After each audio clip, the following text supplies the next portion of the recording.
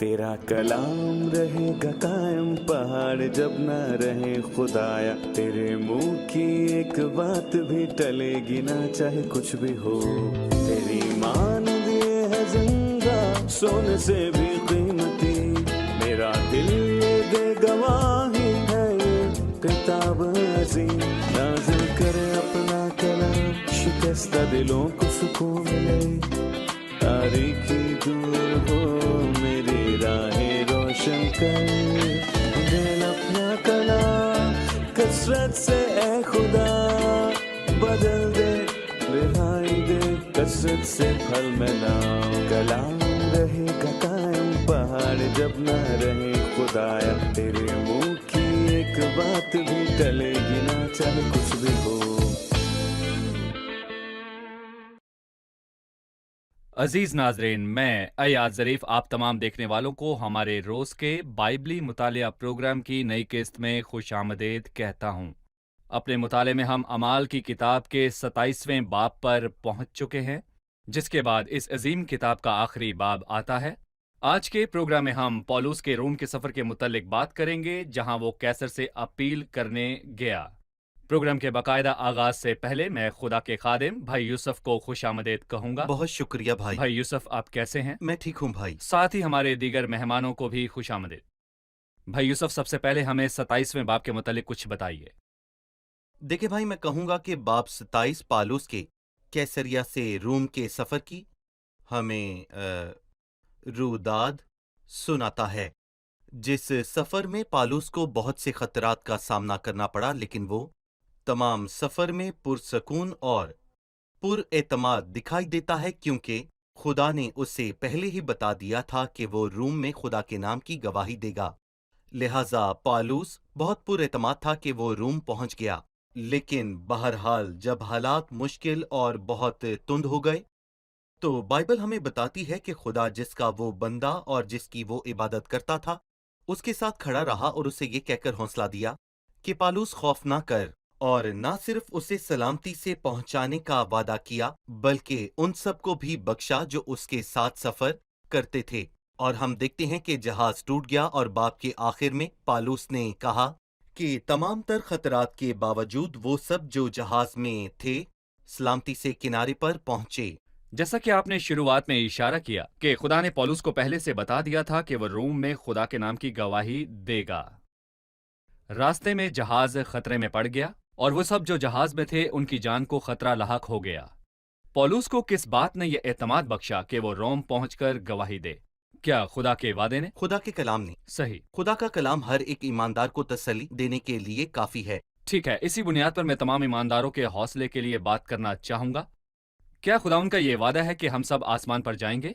तमाम परेशानियों और मुश्किलात और ईजा रिसानियों और जलने और मरने और खून बहने और ऐसी ही तमाम तर बातों के बावजूद? देखिए, मैं कहूँगा कि बाइबल दाईं और बाईं जमानतों से भरी हुई है। मसीह ने कहा सफ़र में दुख और मुसीबतें आएंगी। उसने हमें खातिर जमा रखने के लिए कहा, क्योंकि वो दुनिया पर गालिब आया। उसने कहा, मैं जाता हूँ कि तुम्हारे वास्ते जगह तैयार करूँ, ताकि फिर आकर तुम्हें अपने साथ ले जाऊं। और मैं कहूँगा कि ये उस अटल वादे का एक छोटा सा हिस्सा है कि खुदावंद हमें कभी ना छोड़ेगा और हम सबको यकीनन और दुखों और मुसीबतों के बावजूद सलामती से हम जलाल को पहुंचेंगे। सो उसकी तरफ से जमानत दी गई है और वो उसे कायम रखने वाला सही। है। भाई यूसुफ, किसी ने पौलुस के रोम के इस सफर को चौथा मिशनरी सफर कहा, ये मद्देनजर रखते हुए कि उसने 3 तरह के सफर की मनाजिल तय की। आप इस बात से किस कदर इत्तफाक करते हैं? देखें, इसमें कोई शक नहीं कि यह सफर एक मिशनरी सफर है, लेकिन इसका आगाज अंताकिया से नहीं हुआ जैसा कि बाकियों का हुआ। पालूस को जबरदस्ती इसमें भेजा गया क्योंकि वो बेड़ियों में जकड़ा हुआ एक कैदी था। जब पालूस ने रोम में 2 बरस गुजारे, जिसके दौरान वो बहुत सी रूहों से मिला और उन्हें कलाम सुनाया, और कोई भी उसे गवाही देने से रोक ना सका, चाहे वो जेल में रहा या फिर किसी मिशनरी सफर पर। उसने गवाही के हर एक मौके को इस्तेमाल किया। और यहाँ पर मैं कहना चाहूँगा कि शायद मैं चौथे मिशनरी सफर के लक़ब पर इत्तफाक नहीं करूँगा, लेकिन बिलाशुबा पालूस रसूल ने इसके दौरान भी मुनादी की जहां कहीं भी वो गया। क्या इसकी वजह यह है कि मिशनरी सफर का आगाज कलीसिया की मुआवनत से होना चाहिए जैसा कि अमूमन होता है? जी बिल्कुल सही, और ऐसा इस सफर में नहीं हुआ। क्या हम कह सकते हैं कि इस सफर में मुसीबतों को मसीह की बिल्कुल। गवाही का हथियार बनाया गया? जी ठीक है। सही। अब मैं तीसरी आयत से पढ़ना चाहूंगा। लिखा है, दूसरे दिन सैदा में जहाज ठहरा और यूलियस ने पौलुस पर मेहरबानी करके दोस्तों के पास जाने की इजाजत दी ताकि उसकी खातिरदारी हो। मैं चाहूंगा कि आप हमें मुश्किल हालात के दौरान खुदा के इख्तियार के हवाले से बताएं। मसलन पौलुस जैसे कैदी के साथ पेशी के लिए जाते हुए जहाज में तौहीन आमेज सलूक होता होगा, खुदा ने अपने खादिम को हौसला देने के लिए किस तौर पर मुदाखलत की? दरअसल भाई अयाद, जूलियस वो वाहिद सूबेदार था जो एक मुस्बत रवैये के साथ सामने आया, और काबिल गौर बात यह है कि नए अहदनामे के तमाम सूबेदारों का रवैया शानदार था। मसलन मत्ती 8 में हम एक सूबेदार के बारे में पढ़ते हैं जिसके मुतालिक मसीह ने कहा कि मैंने इसराइल में भी ऐसा ईमान नहीं पाया, और इससे पहले एक शख्स ने कहा था कि मैं इस लायक नहीं कि तू मेरी छत के नीचे आए। मामला इतना बड़ा नहीं कि तू चल कर आए, बस कह ही दे तो मेरा खादिम शिफा पाएगा। फिर एक और सूबेदार था जिसने सलीब के पास ये गवाही दी कि यकीनन ये एक रास्तबाज शख्स था, और कहा कि यकीनन ये खुदा का बेटा था। कुरनेलियस को भी हम भूल नहीं सकते, जो उस पलटून का सूबेदार था जो इतालियानी कहलाती थी, और वो ऐसा शख्स था जो खैरात दिया करता था, जिसके पास खुदावन ने पतरस को कलाम सुनाने भेजा, और जिसके वसीले से उसने और उसके घराने ने निजात पाई। और यहाँ भी एक सूबेदार है जो पालूस के साथ रहमदिली से पेश आया, और यहाँ ये बात काबिल गौर है कि नए अहदनामे के सूबेदारों का मसीह और उसकी गवाही को लेकर एक बहुत ही मुस्बत रवैया रहा। और यहाँ पर हम खुदावन के इख्तियार को देखते हैं। इस सूबेदार ने न सिर्फ पालूस से अच्छा बर्ताव किया, बल्कि उसे दोस्तों के पास जाने की इजाजत दी ताकि उसकी खातिरदारी हो। और न सिर्फ पालूस की खातिरदारी हुई, बल्कि उसने उन्हें हौसला दिया।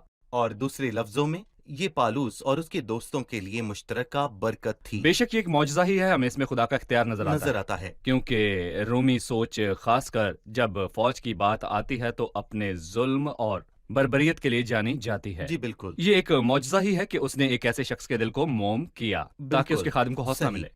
फिर चौथी आयत में लिखा है, वहां से हम रवाना हुए और कुप्रस की आड़ में होकर चले, इसलिए कि हवा मुख्तलिफ थी। भाई यूसुफ, इस छोटे से जुमले में आप क्या देखते हैं कि हवा मुख्तलिफ थी? वैसे हम मुखालिफ हवा को नए अहदनामे में पहली बार नहीं देख रहे। हम अंजील में इसके मुतालिक एक से ज्यादा बार पढ़ चुके हैं। हम मत्ती 8 में पढ़ते हैं कि मसीह एक कश्ती में अपने शागिर्दों के साथ था, और उसी वक्त एक बड़ा तूफान आया, और खुदावन ने उस हवा और तूफान को थमा दिया। और फिर इसके बाद हम एक बार और मत्ती के 14वें बाब में एक आयत पढ़ते हैं, मगर कश्ती उस वक्त झील के बीच में थी और लहरों से डगमगा रही थी, क्योंकि वो हवा मुखालिफ थी। शैतान की दीनदार गवाही और वफादार लोगों के लिए मुखालफत को हम यहाँ देख सकते हैं। और मैं कहूँगा कि हमें सफ़र के आसान होने की उम्मीद नहीं रखनी चाहिए, क्योंकि शैतान हमारा मुखालिफ है और वो इंसानों पर कब्जा किए हुए है। और बाइबल कहती है कि शरीर समंदर की मानिंद मौजज़न और बेकरार है।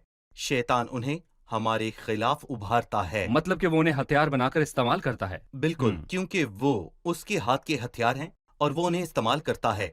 सो हम सफर के आसान होने की उम्मीद ना रखें, और खुदावन ने हमसे आसान सफर का वादा नहीं किया। दुनिया में मुसीबतें उठाते हो, मगर खातिर जमा रखो, मैं दुनिया पर गालिब आया हूँ। मगर कांटों से भरे हुए सफर के बावजूद हम जलाल को पहुंचेंगे। हमारे लिए ये बहुत हौसला अफजा बात है, चाहे आंधियां हों और हवाएं हमारे मुखालिफ हों, खुदा सलामती से किनारे पर लाने का वादा जलाल करता की लायक है। भाई यूसुफ, हम यहाँ पर एक छोटा सा वक्फा लेंगे और फिर मेहमानों के सवालात के साथ हाजिर होंगे।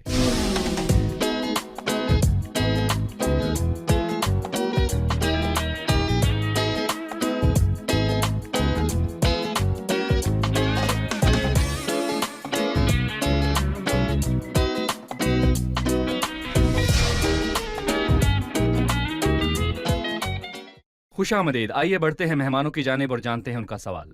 जी, किसका सवाल है? जी, मैं जानना चाहती हूँ कि अरिस्तर्खुस कौन था और वो पलूस और कैदियों के साथ क्यों था? दर हकीकत पौलुस एक कैदी था और पेशी के वास्ते जा रहा था। अरस्तुस कैदियों के उस जहाज में क्यों जा रहा था? ऐसा लगता है कि बाकी कैदी मुजरिम थे और उन पर सजाए मौत का हुक्म हो चुका था, और कुछ ऐसा ही लगता था। वो रोम से अपनी सजा के लिए चले थे। लेकिन पालूस अपनी मर्जी के साथ जा रहा था क्योंकि उसने कैसर से अपील की थी। लिहाजा पालूस के साथ बाकी कैदियों से मुख्तलिफ सलूक किया गया। और जब हम दूसरी आयत को पढ़ते हैं तो वहां लिखा है कि अरिस्तर्खुस हमारे साथ था, और साथा से हम ये अक्स करते हैं कि लूका भी पालूस के साथ जरूर होगा। पालूस सफर कर रहा था क्योंकि उसने कैसर से अपील की थी, और मैं कहूंगा कि लूका भी उसके साथ था, लेकिन हलीमी के बायस उसने अपने नाम का तस्करा नहीं किया, लेकिन उसने अरिस्तर्खुस का नाम लिया। हम अरिस्तर्खुस का नाम दूसरी दफा खत में पढ़ते हैं, जहां पालूस कहता है कि अरिस्तर्खुस जो मेरे साथ कैदी है, उसने अपनी रजामंदी से कैदी होना कबूल किया ताकि पालूस की सोहबत में रह सके, लेकिन हम नहीं जानते कि उस पर किसी किस्म का कोई जुर्म साबित हुआ था। भाई यूसुफ, आयत 9 और 10 में लिखा है, जब बहुत अरसा गुजर गया और जहाज का सफर इसलिए खतरनाक हो गया कि रोजे का दिन गुजर चुका था, तब पौलुस ने उन्हें ये कहकर नसीहत की कि ए साहिबो, मुझे मालूम होता कि इस सफर में तकलीफ और बहुत नुकसान होगा, ना सिर्फ माल और जहाज का बल्कि हमारी जानों का भी। साफ जाहिर है कि पौलुस मामलात को खुद संभाल रहा है। जी, जहाज में उसकी बात को मुमताज जाना गया, वो मशवरा देता है और खबरदार करता है। पौलुस की हैसियत के मुतालिक बताएं, जबकि वो जहाज पर कैदी था। देखें, पालूस बिलाशुबा एक इम्तियाजी हैसियत रखता था, जिसकी वजह उसकी जाहिरी सूरत नहीं थी, और कहीं उसने ये कहा कि खुद कमजोर सा मालूम होता है, ये उसका लेक्चर है, बल्कि उसका रूहुल कुद्स से भरा होना और रूहुल कुद्स का उसके साथ होना उसके मुमताज होने की वजह है। और फिर हम ये पढ़ते हैं कि यहाँ सूबेदार ने ना खुदा और जहाज के मालिक की बातों पर बल्कि पालूस की बातों से ज्यादा लिहाज किया। लेकिन मैं कहूंगा कि बाद के वाकयात ये साफ जाहिर करते हैं कि ना खुदा जो जहाज चलाने में माहिर था और ना ही जहाज के मालिक को अपने जहाज की परवाह थी, बल्कि पालूस की बातें दुरुस्त और बजा बातें थीं। पालूस जो कि खुदा के करीब था, खुदा अपने खादमों और नबियों को बताए बिना कुछ नहीं करता। खुदा अपनी बातें मुनकशिफ करता है और उसके राज वही जानता है जो उससे डरता है। भाई यूसुफ, 13वीं आयत में हम पढ़ते हैं, जब कुछ कुछ दुखना हवा चलने लगी तो उन्होंने ये समझ कर कि हमारा मतलब हासिल हो गया है, लंगर उठाया और करीते के किनारे के करीब करीब चले। जाहिर है कि हालात बेहतर हो गए और उन्होंने इस हवा से उम्मीदें लगा ली, लेकिन अचानक थोड़ी देर बाद एक बड़ी तूफानी हवा आई। मैं उन लोगों के लिए यहाँ एक सबक आमोज बात करना चाहूंगा जो अपनी जिंदगी के फैसले उन इशारों की बुनियाद पर करते हैं जो शुरुआत में तो मुस्बत लगते हैं। क्या बाद में उनका गलत होने का उन्हें एहसास होता है? हम बहुत सारी चीजों से उम्मीद लगाते हैं जो कि बाद में एक फरेब साबित होती हैं, और सच्चाई ये है कि मसीह की जात और कलाम से हटकर तमाम बातें ही फरेब हैं। जी हाँ, सब कुछ एक फरेब है, लेकिन तुम सच्चाई हो। और एक गीत में लिखा है कि मसीह मेरी पायदार चट्टान है और बाकी सब रेत ही रेत है। अगर आप किसी पर भरोसा और एतमाद करते हैं, या आप रुपए पैसे या किसी रिश्तेदार पर एतमाद करते हैं, तो आप रेत की बुनियाद पर फरेब की इमारत खड़ी कर रहे हैं। लेकिन अगर आपका भरोसा खुदा के कलाम और मसीह की जात पर है, तो आपकी इमारत की बुनियाद पायदार चट्टान है। अगर कोई शख्स एक फैसला लेने की कोशिश में है तो उसे यह तसल्ली कैसे होगी कि क्या करना है? कोई हिजरत करना चाहता है और उसे एक दोस्त की तरफ से पैगाम मौसूल होता है कि एक नौकरी जो उसका इंतजार कर रही है, या कोई शादी करना चाहता है और उसे यूं ही किसी के मुतालिक उड़ती उड़ती खबर मिलती है और वो उस औरत के मुतालिक बस यही जानता है कि वो खूबसूरत है और मसीही है, तो क्या ये पेशकश एक ऐसे सफर की जमानत है जो मंजिल पर ले जाए? ऐसा नहीं है। जब हम ऐसी आयत पढ़ते हैं कि किसी चीज की फिक्र ना करो, बल्कि हर बात में तुम्हारी दरख्वास्त, दुआ और मिन्नत के वसीले शुक्रगुजारी के साथ पेश की जाए, तो हमें उनका इतलाक ऐसे फैसलों पर करना चाहिए जो किसी की मंजिल से वाबस्ता हो। जैसा कि आपने कहा, रिहाइश को तब्दील करना, शादी करना, ये जिंदगी के सफर हैं, और इस तरह के बड़े फैसलों की बुनियाद मालूमात का एक छोटा सा टुकड़ा नहीं होना चाहिए, बल्कि दिल का वो टुकड़ा जिसने दुआ के वसीले खुदावंद के हजूर इत्मीनान पाया। और हम दुआ करते हैं और तमाम मामलात को खुदा के सामने रखते हैं, और तब तक कुछ नहीं करते जब तक खुदा इशारा ना दे। 20वीं आयत में लिखा है, اور جب بہت دنوں تک نہ سورج نظر آیا نہ تارے اور شدت کی آندھی چل رہی تھی تو آخر ہم کو بچنے کی امید بالکل نہ رہی۔ یہ بتائیے کہ تاریک اور اندھیر وقت میں ایک ایماندار کا سفر کیسا ہوتا ہے؟ جب سورج بھی دکھائی نہ دے، نہ چاند اور نہ ہی کوئی اور چیز، تو ایسے لمحات میں ایک ایماندار کے دل پر کیا گزرتی ہے جب بچنے کی ہلکی سی امید بھی نظر نہیں آتی؟ دیکھیں، یہ وضاحت کے الفاظ ہیں اس بات کی جو پالوس رسول نے پہلے کہی کہ اے صاحبو، مجھے معلوم ہوتا ہے کہ اس سفر میں بہت تکلیف اور بہت نقصان ہوگا، نہ صرف مال اور جہاز کا، اور یہی تھوڑی دیر بعد ہوا۔ مال باہر پھینک دیا گیا اور جہاز ٹوٹ گیا اور مسافر پیچھے رہ گئے جو بچ نکلے۔ نہ صرف مال اور جہاز کا نقصان ہوا بلکہ ہماری جانوں کا بھی، بہرحال وہ سلامتی سے پہنچ گئے۔ کوئی اس پر بحث کر سکتا ہے، وہ سلامتی سے تو پہنچ گئے لیکن بہت مصیبت اور مشکلات کا سامنا کرنے کے بعد۔ اور ان الفاظوں سے یہ ظاہر ہوتا ہے کہ ان کے بچنے کی کوئی امید نہ رہی، یعنی کہ صورتحال بہت ہی نازک تھی۔ دیکھنے والوں میں سے سب لوگوں نے سمندر کا سفر نہیں کیا ہوگا، اور میری ذاتی طور پر سمندری سفر سے وابستہ کچھ تلخ یادیں ہیں، کیونکہ میں سمندری سفر کیا کرتا تھا۔ کیونکہ جب طوفان آتا ہے تو صورتحال بہت ہی خوفناک ہو جاتی ہے، واقعی بہت خطرناک۔ لیکن ہمارے تجربے میں وہ باتیں نہیں آئیں جو پالوس کے آئیں، کہ بہت دنوں تک اس نے سورج، چاند اور ستاروں کو ہی نہیں دیکھا۔ اور میرے خیال میں ہمارے آسمانی سفر میں بھی ہم ایسے دن دیکھیں گے جب راستی کا دشمن اپنے تمام حملوں کو بہت ہی زیادہ تیز کر دے گا کہ ہم دن یا پھر اجالے کو نہ دیکھ پائیں۔ یہ مشکلات کے دن ہیں، لیکن ہم خدا کا شکر ادا کرتے ہیں کہ وہ وفادار خدا ہے۔ لیکن ہم اس کے بارے میں واضح پڑھتے ہیں، خدا نے مداخلت کی اور وہ اس منظر میں دکھائی دیا، اور اس نے پالوس سے بات کی، جس سے پالوس کی حالت بالکل بدل گئی۔ اور جب پالوس کی باری آئی تو اس نے جہاز پر اپنے ساتھی لوگوں کی حالت کو بدل دیا۔ صحیح بھائی یوسف، ہم یہاں پر ایک چھوٹا سا وقفہ لیں گے اور وقفے کے بعد ہم مہمانوں کے سوالات کے ساتھ حاضر ہوں گے۔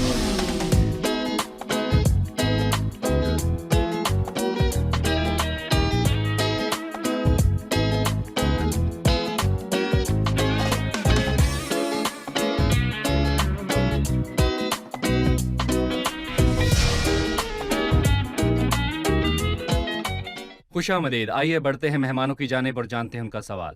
جی، 9ویں آیت روزے کے متعلق ہے، اور یہ روزہ کس حوالے سے ہے، اس کا سفر سے کیا تعلق ہے، اور اس کا تذکرہ یہاں کیوں کیا گیا؟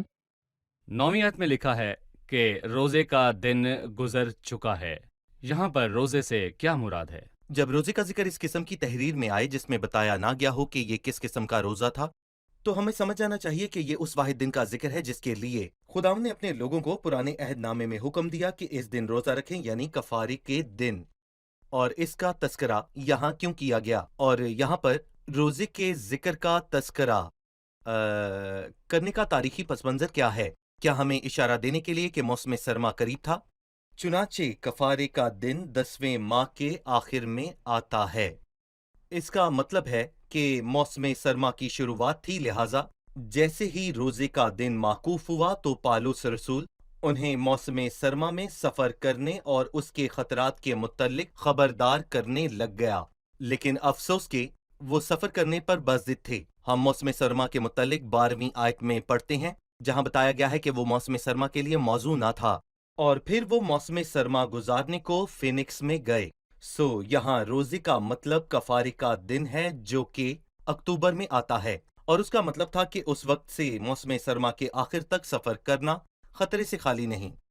بھائی یوسف، آپ نے کہا کہ یہ روزہ کفارے کے دن کا حوالہ دیتا ہے جو روزے کا واحد دن ہے۔ جی، لیکن یہاں 21ویں آیت میں لکھا ہے، اور جب بہت فاقہ کر چکے تو پولس نے ان کے بیچ میں کھڑے ہو کر کہا، جو کچھ اس نے کہا اسے تو ہم بعد میں پڑھیں گے، پر اس آیت میں روزے سے کیا مراد ہے؟ یقیناً روزے کی ایک مختلف قسم یہ ہے کہ روزے کا دن گزر چکا تھا، اور ہم اسے 33ویں آیت سے سمجھیں گے۔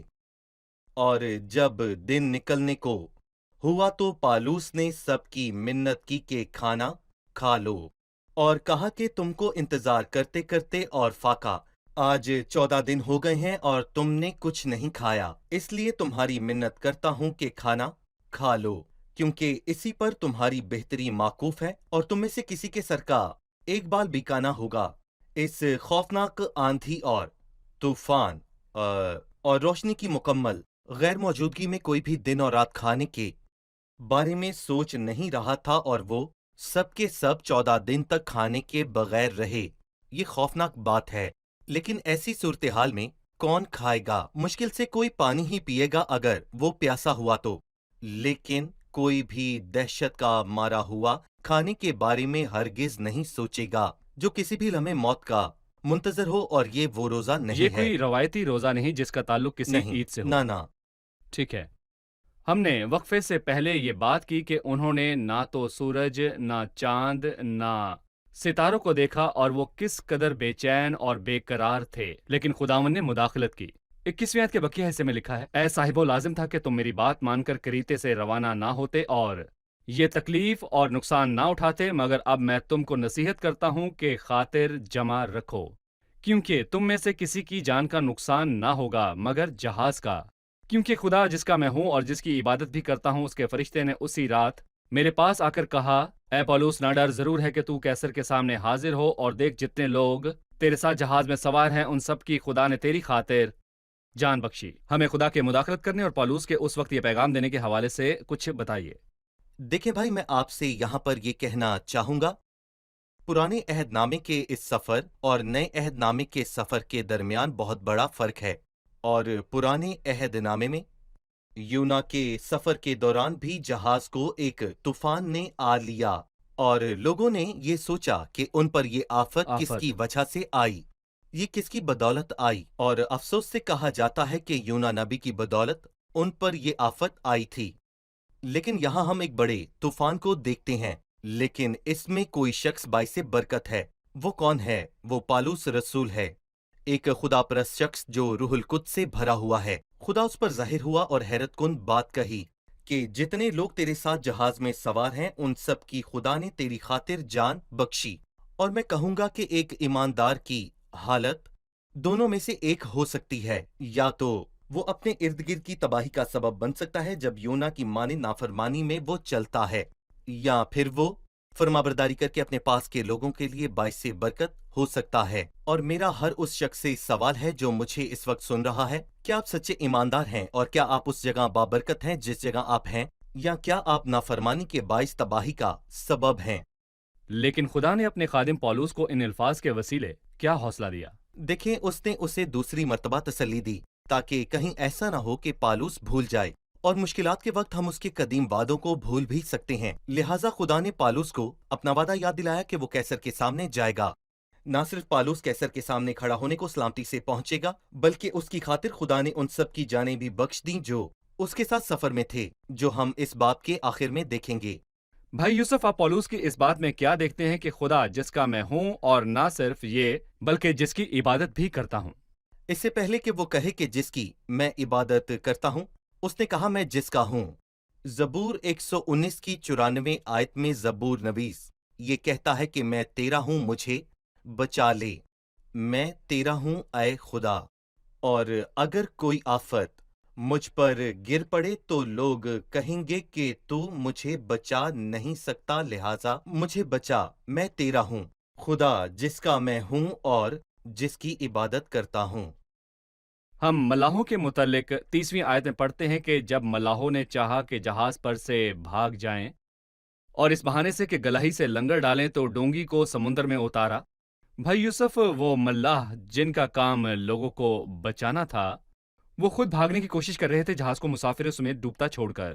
انسان کے دل کے متعلق آپ کیا کہیں گے، چاہے وہ جہاز کا مالک ہی کیوں نہ ہو؟ یہ انسان کے لیے معمولی بات ہے جو خود کو تنہا سمجھتے ہیں۔ لوگ سیلاب سے بچنے کی خاطر اپنے بچوں کی قربانی دے سکتے ہیں، یہ انسانی دل کی خود غرضی کا عمل ہے، جبکہ یہ مسیح کے دل کے بالکل برعکس ہے۔ اور جب اسے سپاہی گرفتار کرنے کے لیے آئے، اس نے کہا میں ہی ہوں، اگر مجھے ڈھونڈتے ہو تو انہیں جانے دو۔ اور میں کہوں گا کہ ہر کوئی جو مسیح کی پیروی کرتا ہے اور اسے سچے دل سے مانتا ہے، خود سے بڑھ کر اوروں پر مہربانی کرتا ہے۔ اور ظاہر ہے کہ ہم جسمانی شخص میں یہ خوبیاں نہیں دیکھتے۔ ایک معمولی انسان کے دل میں خود غرضی اور لالچ کا ہونا ایک بہت ہی معمولی بات ہے۔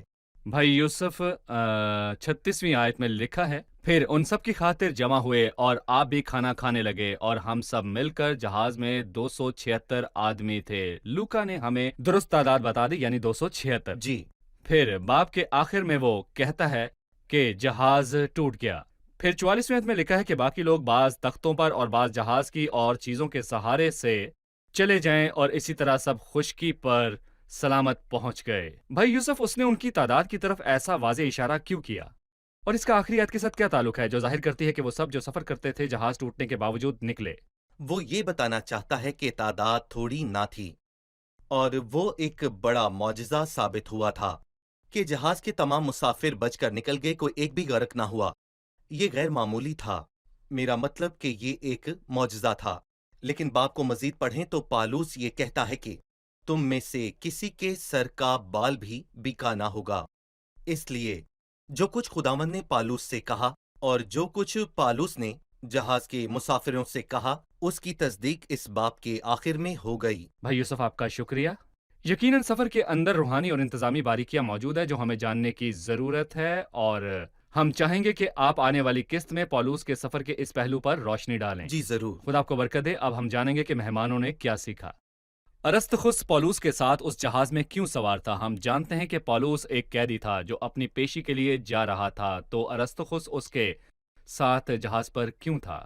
अरस्तखुस थस्सलुनीकी का मकतूनी था। वो इफसुस में होने वाले एक फिसाद के दौरान पौलुस के साथ था। वो अपनी मर्जी से पौलुस के साथ ये सफर करना चाहता था। उसने पौलुस के साथ एक कैदी बनकर इस सफर पर जाना मंजूर किया ताकि वो पौलुस के साथ ये सफर कर सके। वो कैदियों के साथ रह सकता था क्योंकि पौलुस उसका मुकाम बाकियों कैदियों से फर्क था। उन्हें सजाए मौत हो चुकी थी, जबकि उसने कैसर से अपील की थी, सो उसके साथ मुख्तलिफ तौर पर बर्ताव किया गया।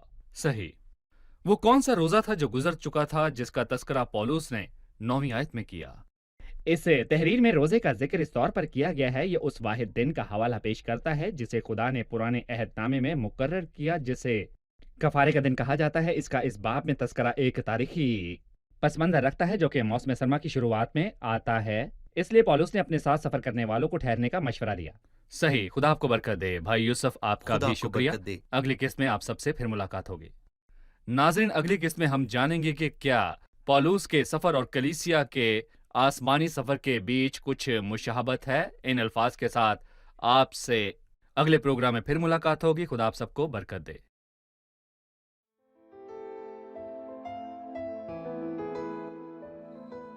तेरा कलाम रहेगा कायम पहाड़ जब न रहे खुदाया, तेरे मुंह की एक बात भी टलेगी ना चाहे कुछ भी हो। तेरी मान दिए है जिंदा सोने से भी कीमती, मेरा दिल ये दे गवाही है ये किताब अजीम। नाज़िल करे अपना कलाम, शिकस्ता दिलों को सुकून मिले, तारीकी दूर हो मेरी राहें रोशन कर। दे अपना कलाम कसरत से ए खुदा, बदल दे रिहाई दे कसरत से फल में नाम। कलाम रहेगा कायम पहाड़ जब न रहे खुदाया, तेरे मुंह की एक बात भी टलेगी ना चाहे कुछ भी हो।